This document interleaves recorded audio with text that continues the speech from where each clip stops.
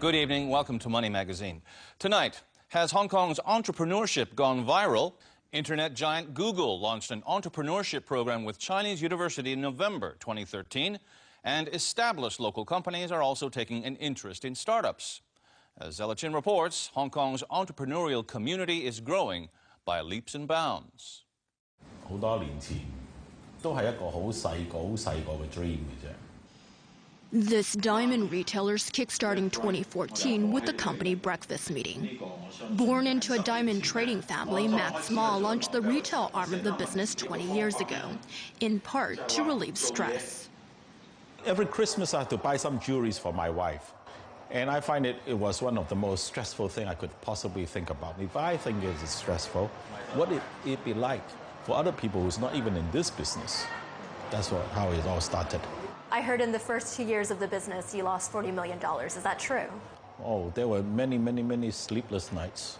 You know, it was, I guess sometimes, you know, you can have a very good idea, but you can really make a lot of mistakes.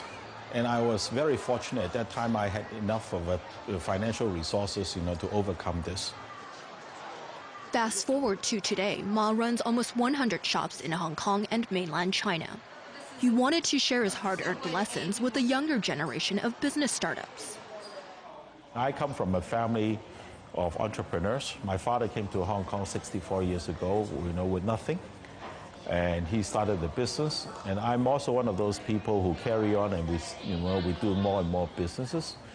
And so I also feel that Hong Kong is a place where, you know, the last 150 years, it has always been built up by entrepreneurs. The last 25 years, I think because Hong Kong has become more and more prosperous, the spirit of entrepreneurs, you know, are really, you know, slowing down.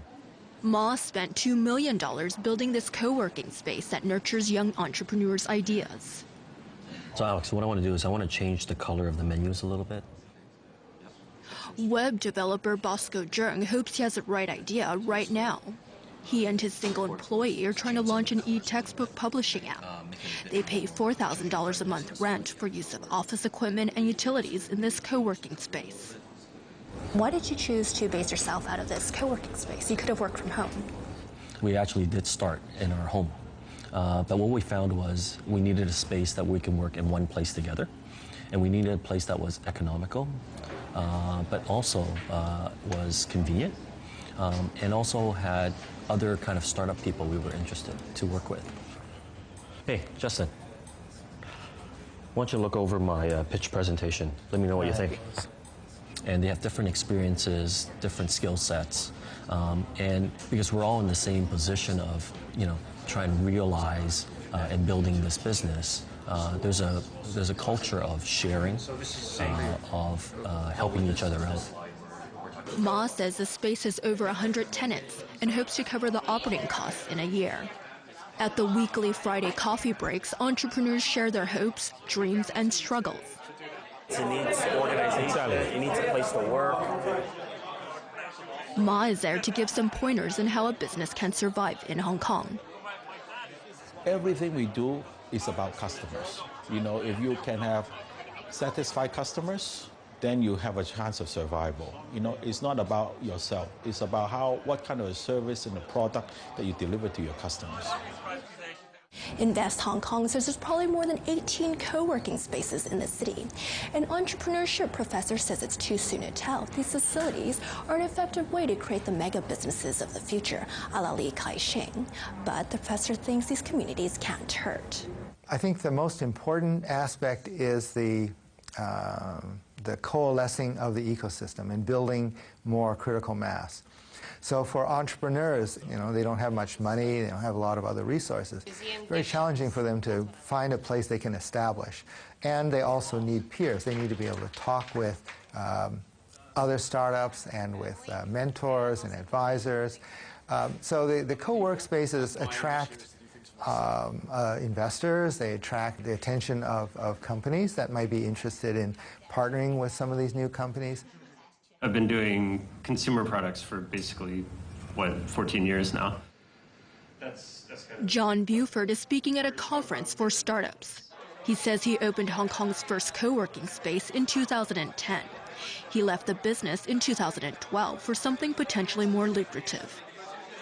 I set up my space specifically as a way to germinate other people to grow other types of spaces.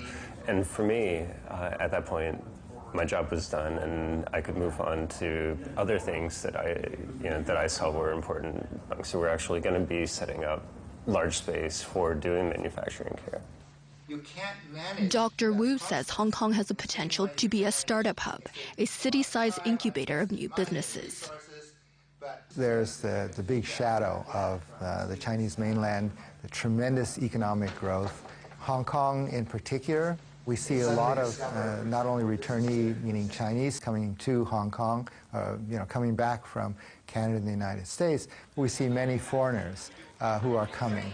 And many more of them are now, again, entrepreneurs and investors. All startups need money to get off the ground. Back at the co-working space in Causeway Bay, entrepreneurs are presenting their business plans in the hopes of winning a $20,000 cash prize. To practice my pitch, it's to win a prize. With a bit of networking thrown in. Tonight, there's a VIP audience of investors, potential partners, distributors, and customers. So it's really about exposure and to that network. You get the attention of some investors. Bosco welled some potential backers, and they're negotiating the terms of a deal. The grand prize went to an entrepreneur working on a device that automatically adjusts air conditioner settings based on changes in the environment. Julia, congratulations on winning. What do you plan to do with the money? Basically, this is the first money coming into the company. And actually, the main thing I'm going to do is really try and reward the team. Max, how does it feel to see a young entrepreneur succeed? He hasn't succeeded yet. The real success is going to be a very, very long journey. But I wish him success. And what we have tonight is just a little token to have a pat on his back saying, hey, young man, you're doing the right thing. Move in this direction and maybe you'll be getting somewhere. That's our show for this week. Thanks for watching. Next time, we'll take a look at the challenges facing the financial secretary as he prepares Hong Kong's budget. Bye-bye.